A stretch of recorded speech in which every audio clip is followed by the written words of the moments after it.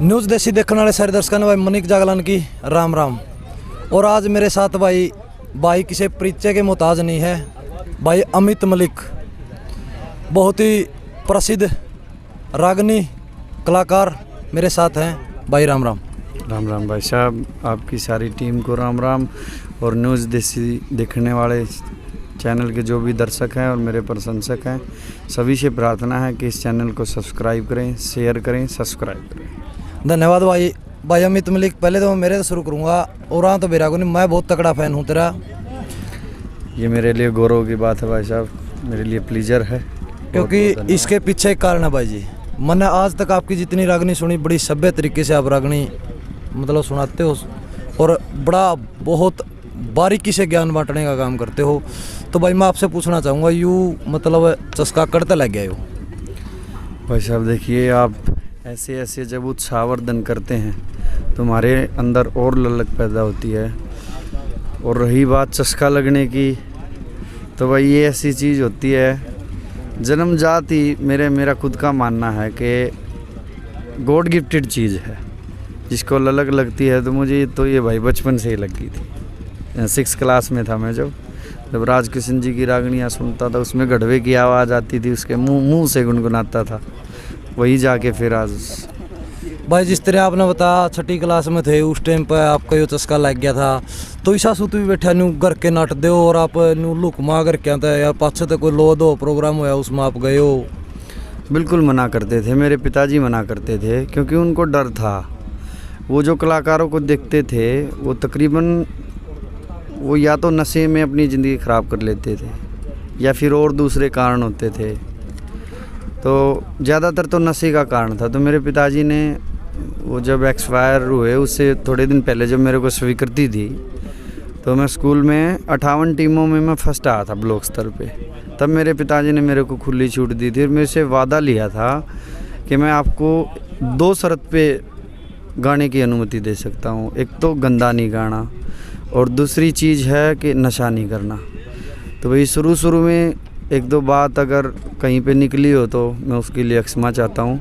नहीं तो परमात्मा की दया से जो दूसरा वादा मेरे पिताजी ने लिया था नशे का, वो आज तक दरोकार कायम है परमात्मा की दया से, और आगे भी ऐसे ही रहेगा, सतगुरु की दया बनी रहे। तो भाई जिस तरह अमित आपने कहा भाई 2 चीज़ सबसे बड़ी है आज के दिन, एक तो गंदा गाना और नशा। बिल्कुल। आज के हमारे युवा साथियों की अगर हम इस कलाकार वाले सिस्टम से बाहर आके बात करें, सामाजिक रूप से अगर बात करें, तो नशा अपने युवाओं के अंदर काफ़ी मात्रा में फैल रहा है। उसके बारे में आप क्या संदेश देना चाहते हो हमारे युवाओं को?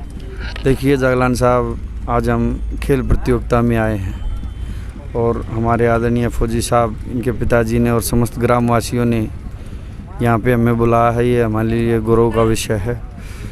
और एक यही चीज़ है कि अगर नशे से बचा जा सकता है तो इंसान को खेल की तरफ आना पड़ेगा। खेल की तरफ आओगे, आपको अच्छे शहीदों की जीवनियाँ, अच्छी किताबें पढ़ना, स्वामी दयानंद से लेकर और आज के किसानों तक जो शहीद हुए, इसमें किसान भी आगे, जो भी देश के लिए अपना सर्वस्व न्यौछावर कर देते हैं। एक तो दूसरा रूप भाई फौजी साहब बैठे हैं बॉर्डर पे, रक्षा करते हैं। अभी मेरे को बता रहे थे किन किन परिस्थितियों में जीना पड़ता है।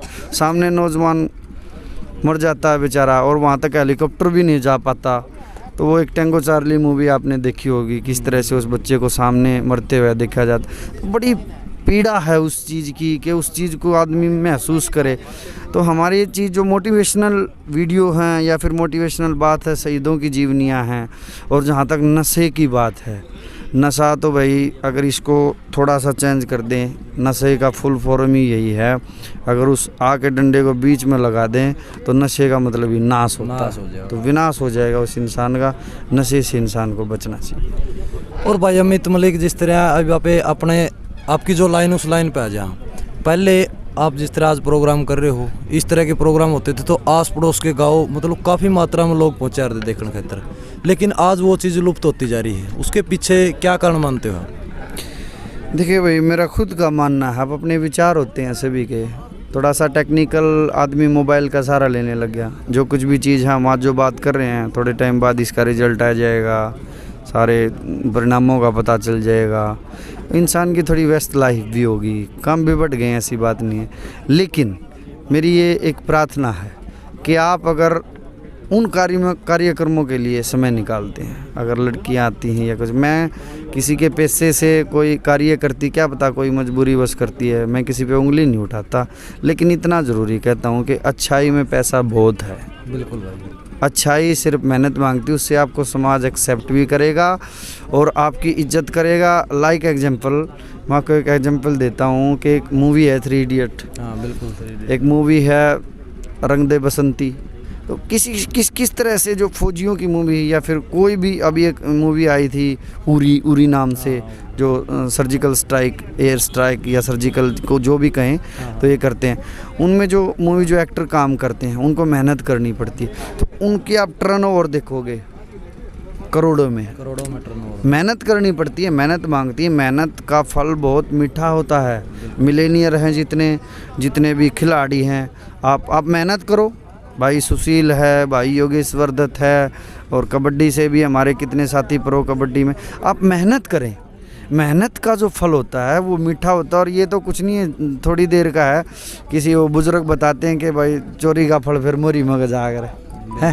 तो अच्छाई करो, अच्छाई का पैसा भी रुकेगा, वो आपको ना तो डॉक्टरों को देना पड़ेगा ना कहीं और किसी चीज़ में देना पड़ेगा, उसका मज़ा ही अलग होता है। तो मेरा मानना ये है, जहाँ तक पब्लिक की बात है, पब्लिक कम होगी, सभी से प्रार्थना है, अगर आप गंदा सुनना बंद कर दोगे तो किसी की हिम्मत नहीं कोई गंदा गास के। और भाई अमित, एक मेरा आपकी पर्सनल लाइफ तक सवाल है।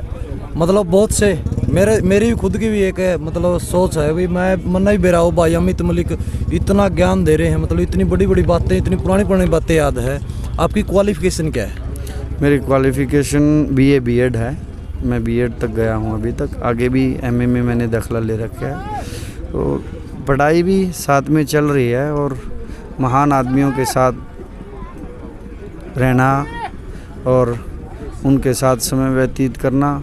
सदगुरु माता सुदीक्षा सविंदर हरदेव जी महाराज निरंकारी मिशन से मैं शुरू से ही जुड़ा हुआ हूँ।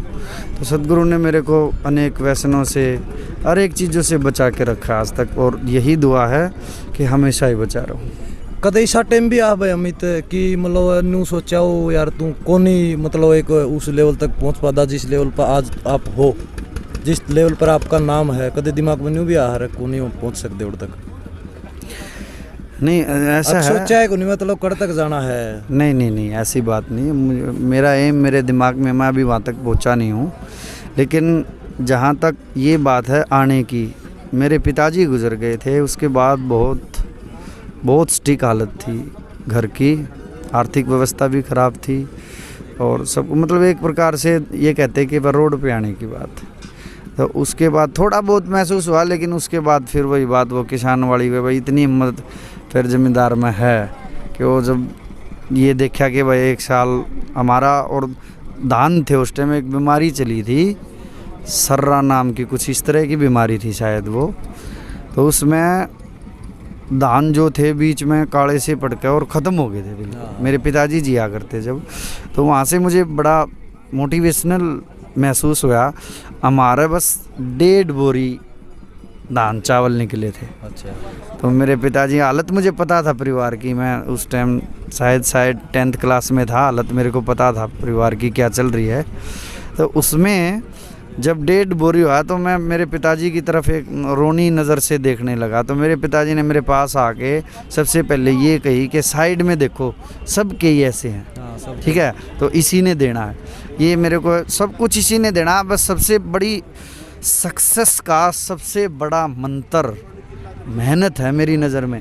मेहनत से बड़ा कोई मंत्र नहीं है, और अगर तरीके से आप जाते हो तो उसका आपको खामियाजा भुगतना पड़ता है। भाई आपने याद दुआया, किसान परिवार से आप हो, सबसे बड़ा मुद्दा आज किसानों को आंदोलन में बैठे होगे, लेकिन आज भी सरकार की तरफ से उनकी कोई सुनवाई नहीं। उसके बारे में आपका विचार, आपका पक्ष जानना चाहता हूँ। पक्ष तो सार्वभौमिक है भाई, दुनिया कह रही है, बार बार किसान को कोई आतंकवादी कह देता है, कोई मीडिया के माध्यम से कह देता है, कोई कुछ। अब तो ये राजनीति हो रही है इस पे बस, नहीं तो सबको पता, सरकार को भी पता, आज जो पावर में वो ये तो देखे पावर किसने दी है।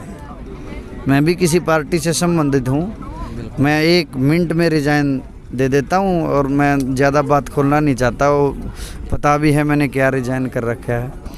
तो रही बात पक्ष की, तो इसमें कोई दूसरा पक्ष तो है ही नहीं।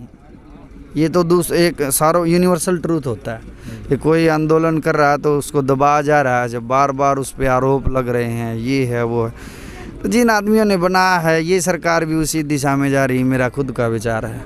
आने वाले समय में रियल में इनको खामियाजा भुगतना पड़ेगा। और इसका जीता जागता उदाहरण बड़ौदा विधानसभा में आपने देखा, बिल्कुल 10,000 कितनी वोटों से। और नहीं तो मैं बिल्कुल गौरव से कहता हूँ, हमारे देश का गौरव रहा है भाई योगेश्वर पहलवान। बहुत अच्छा इंसान है, मैं उसके नज़दीक रहा हूँ बिल्कुल। इतना अच्छा इंसान शायद ही कहीं पे हो। बहुत बहुत बहुत बेहतर इंसान है। और 1% भी अब अपनी सोच होती कोई जाति का, कोई किसी तरह का, मैंने अभिमान उस इंसान के नहीं देखा। लेकिन उसका खामियाजा शर्फ और शर्फ है। अगर बीजेपी अपने अंदर देखे तो यही है, किसान आंदोलन धीरे धीरे बढ़ रहा था। मेरी रिश्तेदारी में मैं किसी के लिए वोट मांगने की अपील कर रहा था अच्छे इंसान के लिए, तो उन्होंने नु कहा मलिक साहब हमारा बाजरा पकवा दे, वोट दे देंगे।